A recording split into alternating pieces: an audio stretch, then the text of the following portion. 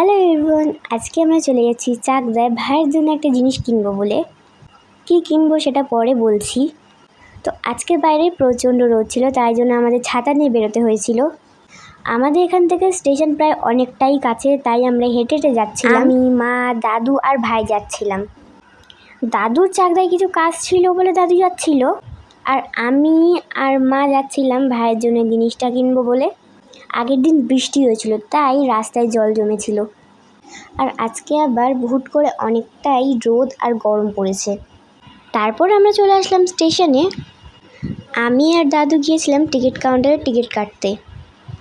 আমাদের ট্রেনটা আসতে আজকে অনেকটাই লেট করেছিল, আর ভাই আজকে প্রথমবারে তো চুপচাপ করে বসেছিল। তারপর আমাদের ট্রেন চলে আসলো, আর আমরা উঠে পড়লাম ট্রেনে ওঠার পর ভাই তো দাদুর কোলে থাকবেই না, তাই জন্য ওকে নিচে নামিয়ে দেওয়া হলো।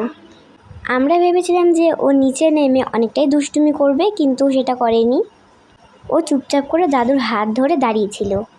তারপর আমরা চাকদায় নেমে পড়লাম এবং চাকদার বাজারে চলে আসলাম। এই দোকানটা অনেকটাই কাছে ছিল। আর ভাইয়ের জন্য যেটা কিনবো সেটা বলে দিই।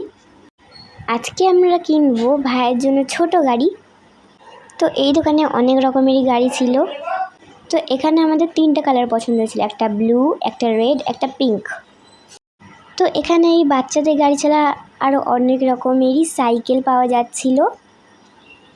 আমি ভেবেছিলাম যে আমি আমার জন্য একটা সাইকেল নেব, কিন্তু আমার কাছে অলরেডি একটা সাইকেল আছে বলে আমি নিইনি। আমাদের 2টো কালারের গাড়ি পছন্দ হয়েছিল, একটা হলো রেড কালার আর একটা হলো পিঙ্ক কালারের। তো তারপর আমরা পিঙ্ক কালারের গাড়িটাই নিয়ে নিই, কারণ ওটা আমার বেশি পছন্দ হচ্ছিল বলে।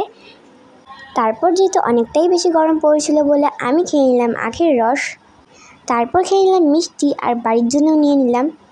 আর আমার ভাই স্টেশনের মধ্যেই গাড়ি চালাবে বলে দেখো কি করছে। আজকের ব্লগটা এই পর্যন্তই। বাই।